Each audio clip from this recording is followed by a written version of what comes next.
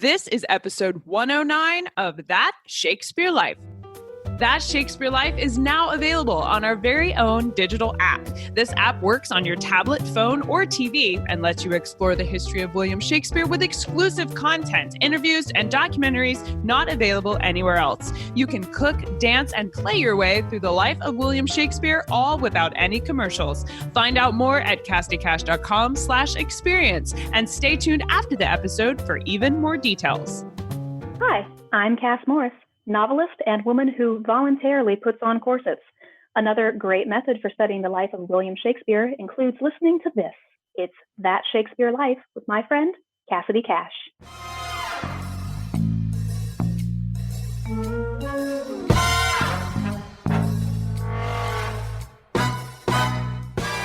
One set of cards from the late 17th century, the Beinecke, is mounted on card that's made from the remains of a manuscript play.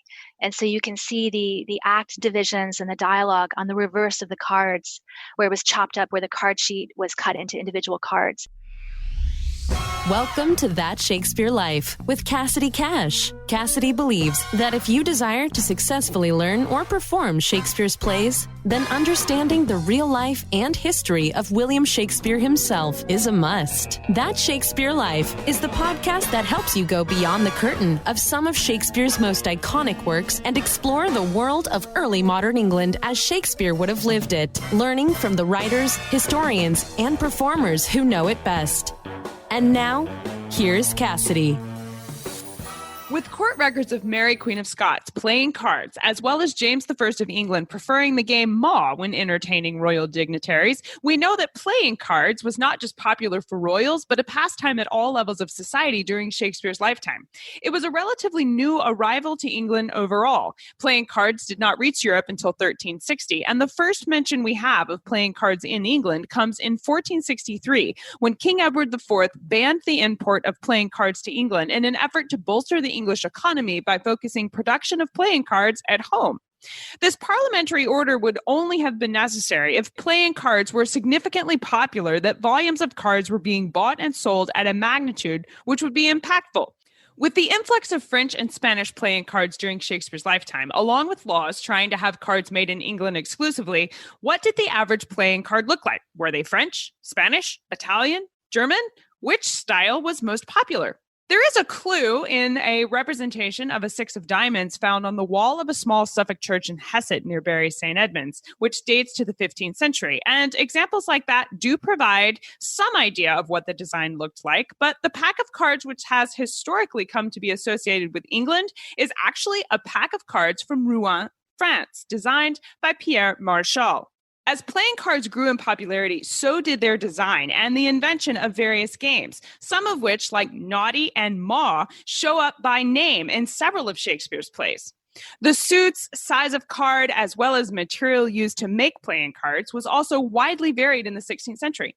So how do we determine what counts as historically accurate for William Shakespeare when we're trying to figure out what kind of playing cards he would have used? To find out this week, we turn to Kathryn James, Curator of Early Modern Books and Manuscripts at the Beinecke Library at Yale University. She joins us today to share about the collection of 16th century playing cards that are in-house at the Beinecke Rare Book and Manuscript Library, with some key insights on the economics, design, and appearance of playing cards from the life of William Shakespeare. Kathryn James is the Curator of Early Modern Books and Manuscripts at Yale's Beinecke Rare Book and Manuscript Library. She is a lecturer in the Yale History Department and the co-founder of the Yale Program in the History of the Book. Her new book, English Paleography and Manuscript Culture from 1500 to 1800, is available through Yale University Press. Hello, Kathryn. Welcome to the show. Oh, thank you so much for having me here. In the 16th century, what was the typical size for playing cards? Were they larger or smaller than the standard deck we have today? Well, early modern playing cards could vary quite a bit in size. Non-standard cards like tarot or divination cards could be really large. But on the whole, early modern playing cards were a little bit smaller than contemporary cards, about 2¼ inches by around 3½ inches, which is about the size of the modern bridge deck. So just a hair smaller than the poker deck that we all might be familiar with. But then, as now, one of the points was to be able to hold them really comfortably in the palm of your hand. After Edward IV passed laws against the import of very popular French playing cards, did the English respond to this law by designing pure English cards after the French style? I think the English were a really enthusiastic audience for European playing cards before, during, and after that ban. And you can look at the port books from the period, and they record shipments of playing cards coming in each week from the Netherlands in particular. And so I think the English playing card market, the domestic production market, only really started to pick up in the 17th century. And so until then and afterwards, England was an active market for all playing cards, but particularly these in the French style, as you say, and those particularly in the style of Rouen. Historical research into card decks divided the style of cards into two categories. You had standard and non-standard. Kathryn, you alluded to this earlier when you were talking about the tarot cards or the divination cards, but can you explain the difference between what we're talking about when we say standard versus non-standard in a historical context? Yes, this distinction between standard and non-standard really captures the complexity of playing cards. On the one hand, there were these daily commodities that had to function in a particular way for people to be able to use them. And then on the other hand, there were also cultural commodities that could be artworks in their own right, sometimes really exquisite art objects. So a standard set of cards is one that's created to be used generically by card players. And I think the basic definition of a standard set is that someone could walk into a tavern and know how to use the cards to play a game. And so the standard cards might vary in appearance and the quality, but they would be completely recognizable to card players and fit easily into the games that people expected to be able to play. On the other side, you have non-standard cards that aren't necessarily intended for card play at all. And these might be unusual in some way with a different number of suits or a different number of cards. They might be art objects and really ornately illustrated. And so non-standard cards have an important role as art objects and as this space for artistic creation, but they don't necessarily conform to the expectations of card players. And so with non-standard cards, someone might walk into a tavern and say, my goodness, how beautiful, and then maybe go and try to find a standard set of playing cards for their game of Maw or Noddy. We think of a deck of cards as having four main suits: hearts, diamonds, spades, and clubs. And you mentioned that some of the non-standard cards would have different suits, but I read that there were actually several sets of cards with different suits depending on where they were made. In England for the 16th century and the games that you mentioned, Noddy and Maw, Kathryn, what kinds of suits did the English playing cards that were this readily recognizable that you're talking about, what were the suits that they had? Yeah, standard playing cards, they had four distinct suits in a deck, but as you say, the suits themselves differed depending on their point of origin, on who had made them. And so where we're used to a modern deck with hearts, diamonds, clubs, and spades, playing cards from early modern Germany might have hearts, spells, acorns, and leaves. Playing cards in France might have the trefoil, the clover, tiles, hearts, and pikes. And then Italian cards might have swords, batons, coins, and cups. And so there are all these different regional or national variations in what seemed the standard set of suits depending on the country of origin. So someone who was playing cards in 16th or 17th century England might be familiar with heart, spells, acorns, and leaves. But overall, the English adapted the French system for the most part and had four suits of hearts, the club, or clover, and the diamond and spades. There's actually a really great poem about this from 1613 by Samuel Rowlands called The Knave of Hearts, His Supplication to the Card Makers. And he talks about how he has the Knave of Hearts complain about how old-fashioned and threadbare he looks. And Rowlands is really straightforward in framing the satire around his readers' total familiarity with these suits of hearts, spades, clubs, and diamonds. So it's something that he knew his audience would be really familiar with. Josh Ammon's 1588 pack, which exhibits a completely original suit system of books, wine cups, vases, and ink balls, joined the new court figures of musicians, dancing peasant couples, and soldiers. Was this system popular in England such that we might have expected Shakespeare to be familiar with it? Yeah, that is a really amazing set of playing cards by the Nuremberg artist Amann. And the suits of printers' ink balls, books, metal beakers, and glass goblets as well. And the printers' ink balls in particular which show all these really jolly people who are working very enthusiastically in the press room.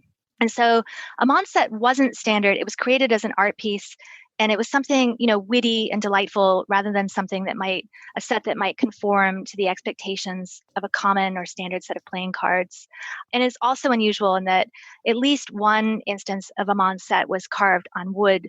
So I think it was really meant to be a kind of ingenious piece of artistry rather than an ordinary set printed on paper.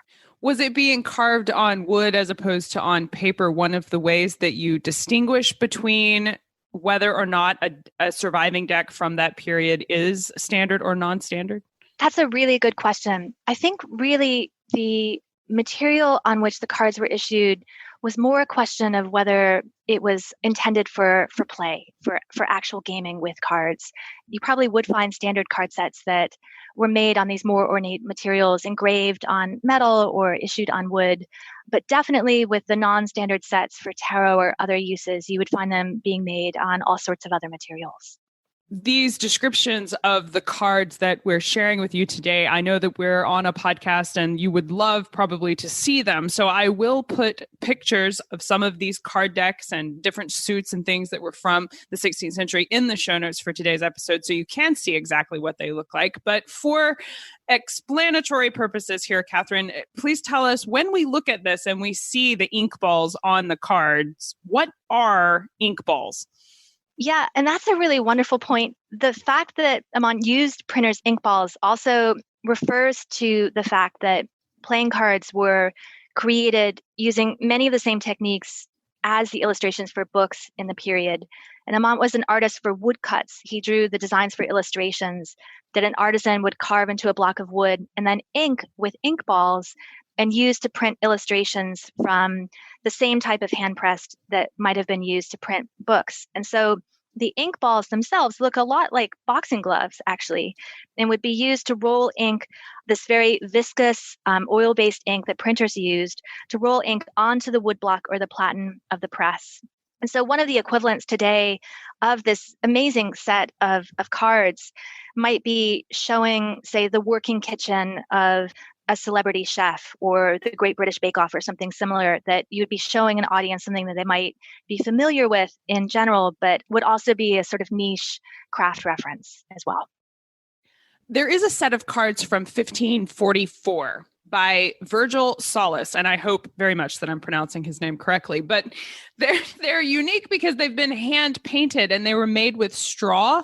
Kathryn, what were cards normally made of? We've talked about wood and paper, but were they always hand painted this way? I mean, obviously Maw did the ink and press. So was there a standard way to make cards? Yeah, that 1544 set is incredibly beautiful. And Solus, and I also hope I'm pronouncing his name correctly, but he was a goldsmith in Nuremberg. And so that set is exquisitely engraved with these suits of lions and parrots and peacocks. And the court cards also show the costume of the nobility in really elaborate detail. So they're being pitched at an audience that would be avidly consuming this type of elegant high culture. The set also has some really beautifully dressed horses, actually. But so cards like that set were, as I said, they were decorated as art objects, and they might be hand painted, they might be edged with gilt, or printed on colored or special paper, or, as I've said, engraved directly onto metal or other surfaces. But for the most part, playing cards were printed on paper, either with a woodblock or with a metal engraving plate. And they'd be printed on a sheet of paper altogether, and then cut afterwards and mounted on card. And if the cards were colored, then this was probably done pretty much mechanically with a stencil on the sheet of paper rather than individually hand painting the cards. And that really was the way that playing cards were produced through the 18th century. So when we say that Solus's deck was made with straw, are they printed on straw, or did he paint them using straw? Well, I think the straw was used for the gilt decoration. It's an interesting point, and you can tell in some of the catalog descriptions of the ways in which cards were made that it's also been it's been a field that has had really enthusiastic and detail-oriented collectors for centuries now, who would be collecting cards because of these slight variations in the ways that they were produced and the differences between the cards as art forms. Now, the Beinecke Library, where Kathryn is curator, has a deck of cards known as G.H. Bleick's Pack, which is engraved on silver and dates to about 1690. Kathryn, 1690 is after Shakespeare's lifetime by a good bit, but it's within the same century. So I wanted to ask about it in that whether or not it was common for playing cards. I think we've established that printing cards on silver, this is an example of something that, you're not going to find cards printed on silver in a tavern, for example. Right. Yeah. And so I think it's an example of this very extravagant market that existed for playing cards, where they were acquired as really expensive, very beautiful works of art. And as I've said, they were made by artists who would also be creating illustrations for books. So these expert craftsmen as well. And so some of these more ornate sets were engraved on metal. Virgil Sollas also engraved another set of playing cards on copper in 1550 that survives in the British Museum collections. And that also is just a really ornate and gorgeous set with lions and peacocks. And then the Bleick set from the later 17th century was engraved on silver. And so these were exotic.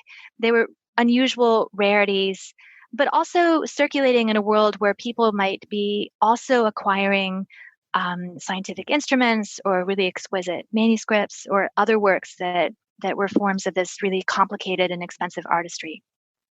In light of all of this artwork and just really intricate detail that went into several of these card deck designs, I was surprised by some of the 16th century cards that I saw that you would have actually played games with, because the artwork that we have on modern decks on the back side of the card, which you would think of as facing your opponent if you're holding the deck in your hands, that side during the 16th century was completely blank. There's no artwork on it at all. Did any of the cards made in England during Shakespeare's lifetime have designs on the back, or was this standard issue for it to just be blank when you look at the back of the card? Yeah, that is a really interesting facet of playing cards. But before talking about the back, I wanted to just mention some of the types of art that could be on the front of the card, because I think it's in some ways really easy to overlook. And yet playing cards were this incredible space for popular culture. And you find cards being used as propaganda with, there were sets of Lutheran cards that had these just terrifically scathing images of monks and the Pope. You could buy cards that were used to educate, where you might have William Lilly's English grammar on the front, or a wonderful set from 1590 that had Christopher Saxton's maps of the English counties. And then later in the 17th century, you see cards being used for spaces to show political or historical news. So you can read about the Popish plot or the Rye House plot on the backs of your playing cards. So playing cards were also this interesting space for all types of cultural circulation, whether news, fashion, self-improvement, all these sorts of things. But the backs were blank, in part because the playing cards were printed on a sheet of paper, which was then mounted on card. So the back of the sheet would actually be covered by the card. And so sometimes the card might be colored, and sometimes the card that was used as the back of the playing cards might be made from textual waste, which was essentially the manuscript or printed discard that might have been recycled as pulp for cardstock. And so one set of cards from the late 17th century, the Beinecke, is mounted on card that's made from the remains of a manuscript play. And so you can see the act divisions and the dialogue on the reverse of the cards, where it was chopped up, where the card sheet was cut into individual cards. And so that's a really interesting moment that shows that the backs of the cards really were the space for waste, a space that wasn't viewed as being visible in the same way as the often really incredibly elaborate fronts of the playing cards. Can you tell what play it is, or just that it was a play? I know. And I have spent a lot of time just trying to piece the bits together. And it seems just to have been a single sheet of this manuscript play that I really haven't been able to make much out of. I think it might have only been a manuscript copy from the late 17th century of a play that maybe was for a household drama or that didn't make it into a print. But it's this kind of amazing moment. It's actually on exhibit now in the Beinecke in a manuscript exhibit. Oh, definitely want to go and look at that and see if I can see little pieces. That's exciting. You could stand there and stare at that forever trying to piece that together. If I went to a local store or market, I guess I should ask, where did you acquire? Like we talked about playing them in the tavern, and I'm thinking, where did Shakespeare go and pick up playing cards? But I wanted to know about practically whether or not they played with 52 cards the way we do now. Was it a 52 card deck in the 16th century, or was that different? Yeah, and I've wondered this myself. I'm not certain, but I think that you might go to your local haberdasher to buy a pack of cards, but I'm really not sure. And so, yes, the number of cards, this varied hugely, but I think I agree that by the mid 16th century, you would probably expect to buy a 52 card set in England, but non-standard sets often contained an unusual number of cards or sets of suits. And then a set for piquet or another game might only have 32 cards. But on the whole, I think that playing cards contain 52 cards. And this also became a number around which the illustrations were organized. And so as one example, there's the 1590 set of playing cards with maps of the 52 English counties. And there's a wonderful set in the late 17th century by Joseph Moxon that has 52 separate instructions for carving meat as well. And so the number 52 was also something that the publishers of playing cards would be using to gauge the content of them. Now, we've talked about the backs of the cards and the fronts of the cards, and I want to ask you about what we know today as face cards. Some of them were faces of kings and queens on a card deck, but were they fashioned after the real kings and queens of England? And we mentioned some decks would even feature other kinds of people like soldiers or peasants. Do you know if there's any truth to the rumor that the Queen of Hearts was designed after Elizabeth of York, or where would they have gotten these people that they put on the people cards, for lack of a better term? Yeah, that is such a good question. I'm really curious about this myself. And the court cards are named for particular historical figures. And this is something that comes into the play of certain games as well, particularly piquet. And so the kings are named for David, Alexander, Caesar, and Charlemagne. And the queens in the French tradition are named for Argine, Rachel, Pallas, and Judith. And then there's this tradition on the English side that the English Queen of Hearts might have been modeled on Elizabeth of York, the wife of Henry VII. And I could be wrong, but I have the impression that this goes way back into the 19th century. And it seems to be based on the idea that the Queen of Hearts really just looks a bit like some of the portraits of Elizabeth. And there's another similar tradition that the Queen of Hearts might have been modeled on Anne Boleyn.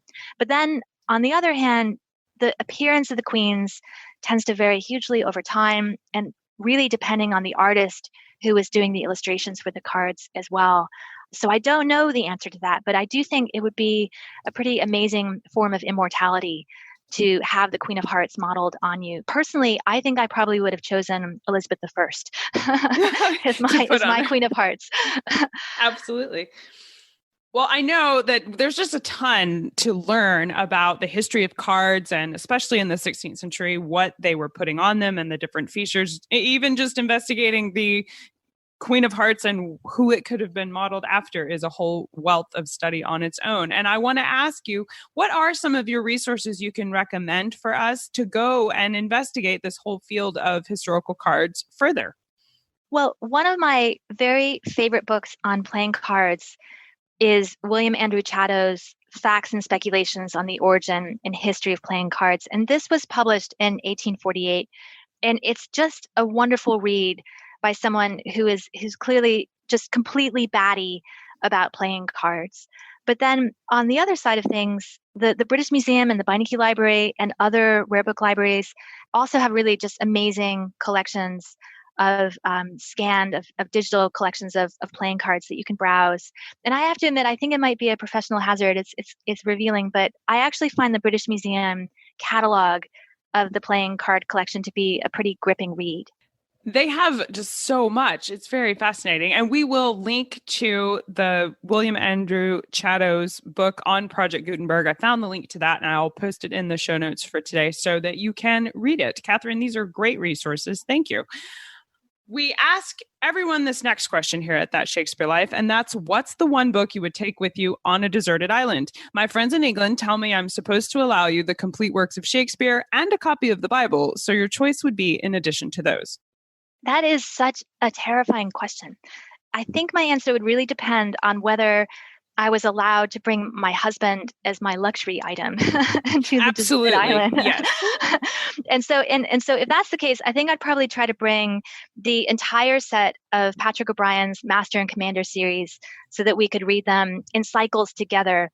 And also, at the very least, try to learn how to sail from them.